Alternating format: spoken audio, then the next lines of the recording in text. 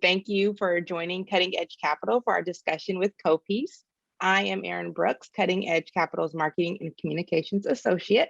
And today we're joined by Cutting Edge Managing Partner Kim Arnaud, CoPeace founder Craig Jonas, and CoPeace Chief Relationship Officer Meg Masten. CoPeace has been a cutting edge client since 2017. And after a successful round of funding, I know, has it been that long? Sorry. Right? Sorry, no problem. But it's the end of 2017, I think. That's crazy. Yeah, it's true. Time flies when you're having fun, right? Yeah. And so right now we're having this conversation after a successful round of funding in which CoPeace reached 600% of their 2020 WeFunder goal. So now the company is offering investors another chance to invest in good. And so I want to turn it over to you, Craig, to tell us a little bit more about CoPeace and your mission. Thank you, Erin, and thank you, Kim, and thanks for joining us, Meg, also known as our glue on the team. Yeah, so our mission at CoPeace is to create inclusive, socially impactful wealth for all people. It's a decidedly idealistic idea that we think the time has come. We think it's a good business decision to care about the long-term future of our world, and we think that it's a good idea to allow everybody to participate in that growth. So CoPeace is putting together machinery and vehicles to allow that kind of access. And if you could talk a little bit about the impact that you're hoping CoPeace could make as well. I think our angle on that is to try to make it real and try to make it authentic. And what you're seeing a lot of activity in the ESG and impact space, and people are talking about the activity. And then when you kind of look underneath the covers, you realize that it's all the same. So all the mutual funds and ESG driven ETFs are the same exact holdings. It's Microsoft, Google, Apple, Intel, which are fine companies, and they're doing some good things for the world. But we are trying to actively participate in private companies that are doing decidedly good work and trying to create a strong financial return. We are legally a public benefit corporation, which allows us to care more about our stakeholder community than just our shareholder value. And we're also a certified B Corp, which Meg got us accomplished that goal, which was a challenge as a finance company. But I think our big impact is that we're trying to make it real and actively participate in the game. What are some of the factors that you look for when you're looking to invest in these companies making an impact? What are some of your focus areas? That's a great question, Kim. Go ahead. Go ahead. No, you go, I would start off by saying our vision is to have a portfolio of complementary holdings. So we approach this as being impact agnostic. We want to have, we want to be present in many varieties of impact and then have holdings that can help support and scale and grow one another. So that makes us a little unique. A lot of companies are focused on one area. They want, whether it be clean water or public housing or, whatever that might be. We want to have a little bit of all of that put under our umbrella. Right now, our initial holdings have more of a clean infrastructure bent, which has lent itself to be an advantageous decision, especially going through the last year in this pandemic. We all know how important infrastructure is and how much we're lacking a solid foundation, but also a green and sustainable foundation in that world. So we're very pleased with how that has gone. We also have a holding in waste to energy, so very environmentally driven. And that's just kind of where we've started. We're looking at now going into potentially the health industry, the sports industry, just to name a few. But again, back to my original comment, I think we envision a variety of impact areas that we want to touch. Craig, anything you'd add? Yeah, which is I think a great opportunity and a challenge. We recognize that. I think our idea was to model ourselves a little bit after Berkshire Hathaway, and I had really liked. I was a Berkshire Hathaway shareholder and have been to the Woodstock capitalism and listened to Warren Buffett and Charlie Munger, and I liked their model. But then when I started looking at what they're investing in, I was like, no, that's not what we want to invest in. But I did like the approach. So they do a good job of making investments that from the outside were like, why do they have an investment in ice cream and in a train company? And then when you realize that they're kind of complementary, we look at being able to fit things like that under our umbrella as well. I think it's probably a good idea to explain to people why you're structured as a holding company, and why is your organization structured in that way?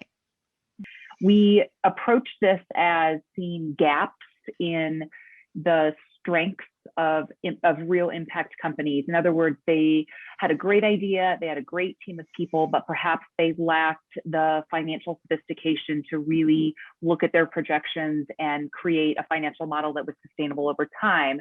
And that's an area that we could come in and help them with. On the contrary, maybe there's a company that has a good financial model, but they're lacking in more of the marketing or PR expertise to get their company to grow and scale. So the impact space was really lacking sort of this organizing principle that would really elevate impact companies to help them grow and be the best that they can be. And we felt like it was a perfect opportunity to bring this model in. We also feel it's an opportunity for investors to have a vehicle that diversifies their investment and de-risks the investment because of the holding company model structure. I'll let Craig kind of take it from there. Yeah, thanks, Megan. Good question, Kim. And actually, that was one of the things we worked with the cutting edge team to model out in 2017, where we were trying to come to the space in a different way. Really not feeling that it was going to be necessarily that novel. I mean, it's a holding company. It's a kind of a structure that many people use in the business world, but it actually is a little bit unique in the impact space. And we've been approached by several people as to how we've been able to pull it off, because others have tried and not been successful. And honestly, we've been able to pull it off because we've had the privilege of having friends and family that believed in us and had seen some of the successes we had in our past and funded our idea, because it ends up being expensive, regulatorily, legally, audit wise, insurance wise, all the things that you have to do to kind of build the foundation of this holding company model is not inexpensive. So now that we've built the foundation, I feel like we're getting ready to really take it to another level. But it's an approach that we embellish. I mean, try to bring to the community in a different way. Thank you for explaining that, because I know some individuals like myself, you hear holding company, you're like, how does this work? So I think it's one of the important things that you've talked about as well in your mission, right, is to create kind of this social impact of wealth for everyone. And so one of the interesting things about CoPeace is that you offer investment opportunities to accredited and non-accredited investors. And I noticed as part of your materials, you also talk about democratizing the investment world, which I love. So I want to hear a little bit more about that and what you mean by that statement. Yeah, I'll start, Megan, you can add. But so when we were looking at having real impact in our world, we kept looking at the inequality we saw and the reason that it keeps getting more and more and the schism keeps growing. And we realized that one of the big reasons is because many communities don't have access to the game. So we thought that was a way that we could really do something about it by changing the game and allow everybody to participate at some level. We know that education is going to be a big part of that, because having no access means there's lack of knowledge in a lot of communities. So it's very important to us to have this vehicle so that everybody can participate. We've done a couple kind of financial chalk talks for communities that are learning how to participate in the game, which is exciting. There are some new rules that are coming down the pipe as well that are going to be advantageous to kind of creating more crowdfunding opportunities for everybody, and we're happy to be kind of the leaders in that space. Yeah, I would just add, we really envisioned a vehicle that would allow everyone to participate, whether you were a young person who hasn't had a lot of time to establish wealth. Maybe perhaps you just got out of college and you started your first job, but you really care about where your money's going, and you want to make sure that every dollar is going towards the common good.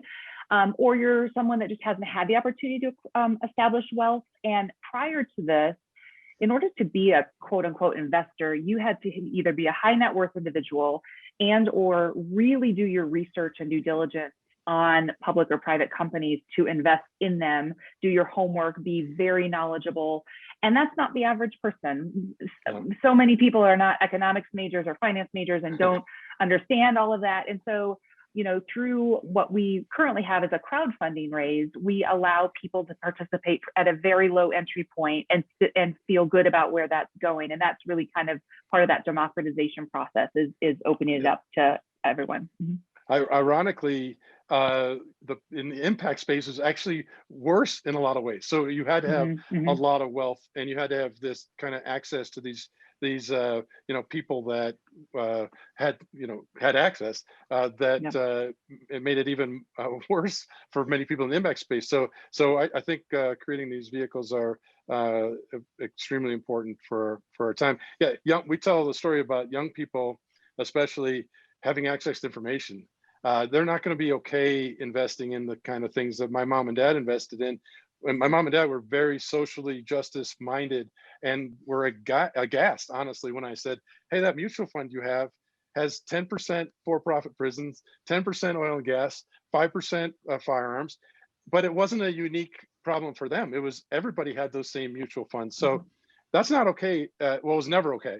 I mean, it made us a very dirty world, but that's not going to be okay for people who have access to information. They're going to be like, scrutinizing that and saying, okay, this has to fit in my world. I have a 27 and 23-year-old, and they won't buy a t-shirt unless it clicks all 10 of the things that they say on that, sustainability, messaging, and everything else. So our world's changing, I think, for the good in that way, so that people use that information to their benefit.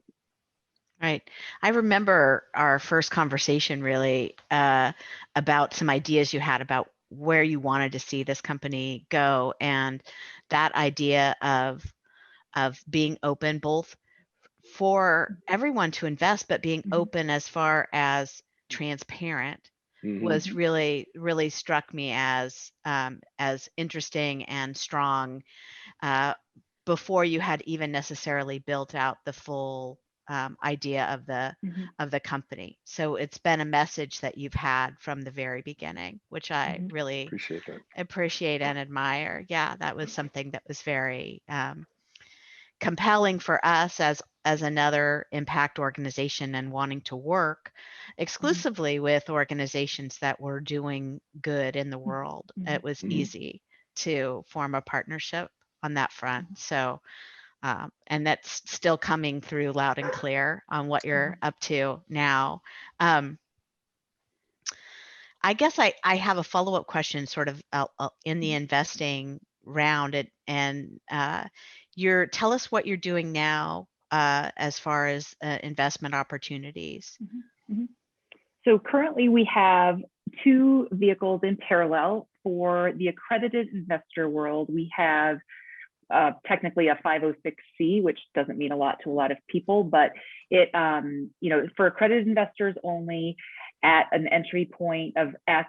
And then we also have at the same time a crowdfunding raise on a WeFunder platform that has an entry point of Y, and very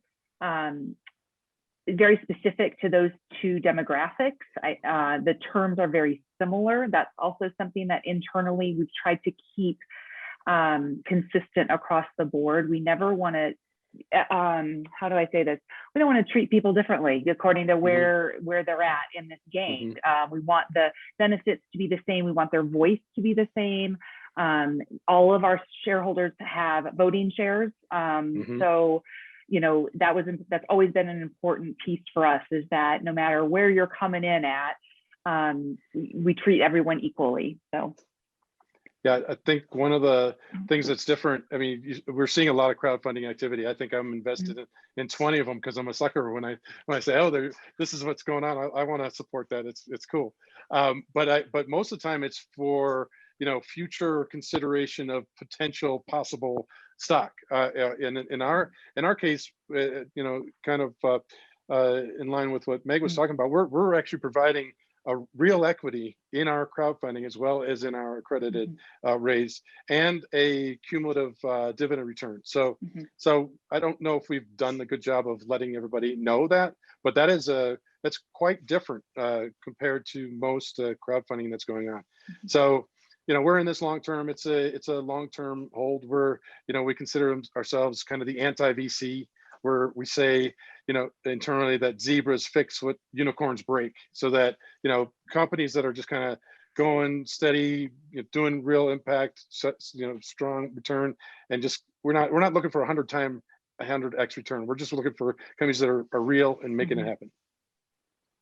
I think it should also be mentioned, as a holding company, we will be raising capital for the long term, because as our model is built, when capital is brought in, we turn around and deploy it in our investments, in our holdings. So it's not something, raise X and then that's it. So it's just part of the way the company's built. So yeah, and the good news is we're finding a lot of really interesting companies. And we've looked at I think 150 so far, and there's a lot of people doing good things for the world that have an awareness of creating some kind of return as well. So I think that's extremely exciting. Great. That's a great segue, because I know we have another topic to kind of get your take on. Erin, do you want to jump in? I know you had another question. Yeah, sure. And like you said, it's great that you actually left it there, Craig, because our next question is really about CoPeace, and what is the process for vetting investments? Like, what factors do you consider when you're looking for companies to invest in? I'll start and make it sound much better, because she helps make sure it's real. But so we use what we call the head plus the heart plus the math approach, which is a very kind of simple idea. But head, is it a good business idea? I mean, is it something that we can get behind? Heart, does it have genuine, authentic impact that we can measure and at least tell a story about it? We've got a lot of feedback on the whole impact measurement side. And then the math, when it really comes down to it, it has to have a company that we think has the sustainability on the financial side to be long-term viable. So we put it through our test. We've got a couple tools that we have. Early on, we thought we had a pretty good idea, but a couple of our early investors who knew us were like, okay, this is a great idea. You better bring a lot of financial minds in, because this is the important part of this thing. So we've done that, and we've got a strong finance team. We've got a mathematical economist that models things, and we like where we're going on our scrutiny. It ends up that we're saying no most of the time. We've looked at kind of companies from the spectrum of early stage to something that we were a little bit surprised at, and actually one that Cutting Edge brought to us was we've had some older companies that are looking around, and they may not be B Corp, but they were very impact driven and mission aligned, and they're kind of saying, well, who can I trust my baby with, now that I'm trying to gracefully exit, and there aren't that many options for them. So we've looked at a couple of those as well. We're using tools like the UN Sustainable Development Goals, SDGs, and some stuff from the GIN and some IRIS and things like that. So we're trying to avail ourselves to all this, but then kind of to speak to what Kim alluded to earlier, at the end, we just try to be radically transparent, because we've seen some people paralyzed by this impact measurement piece, and we're some of our initial investments are things like companies that are bringing power and cloud storage and 5G to communities that don't have access to the grid. And there's clear impact there, and we just have to tell the story of the impact. We still bring in the tools and kind of do that, but we also tell the story of what the impact. And when we're taking hazardous waste that's leaching into groundwater and transitioning that to energy, there's a lot of impact. So that was a long ramble. I was going to let you answer most of that, Meg. That was good. That was good. You answered that very well. I'm going to leave it at that. No. Well, great. Well, I think that we want to make sure that people know where they can learn more. So you Mhm. probably have a couple of places where you want to point people. Sure. So our main website is at copeace.com, CoPeace.com. That provides just a good general overview of our company as a whole, goes through our team. That was something I wanted to just throw out there. That one piece of our company that we're very proud of is how we very slowly and intentionally and thoughtfully built out our team. We're a lean, small group of people. We work virtually across the country. But that's what has helped us down the successful path so far, is the people that we've brought on. So you can learn a little bit more about them on our site, as well as our current holdings, as well as some good research pieces that if you're new to impact investing and you want to learn what is it, there's a white paper on there that can kind of help walk through that, as well as some of our blogs, etc. And then our crowdfunding, our current raise is being placed on the WeFunder platform, like I mentioned earlier. So you can go to wefunder.com/CoPeace, and that'll bring you right to our investment page. And it also goes through, there's other pieces of information there that people can see, but I think those are probably the two top places where I would send people to learn more. We also welcome interaction with anyone. You don't need to be an investor. If you have a question, you can shoot us an email. If you want to set up a call with our executive team, we will do that. We're very, back to the transparency piece. We want to have conversations with people from any place and about anything that they want to, engage with us on. And so I always encourage and welcome people to reach out to us if they so feel. Yeah. Great. Thank you so much. It's been great to see your journey and to hear where you are now. So I appreciate you taking the time to share it with us. Thank We you. appreciate cutting edge. Yeah. Yeah. As Meg talks about having, the team together, we consider cutting edge a big part of that team. So appreciate you spotlighting us a bit. Thanks. And thanks Thank for you reaching out, sharing your Erin. story. Yeah, anytime. Thank you.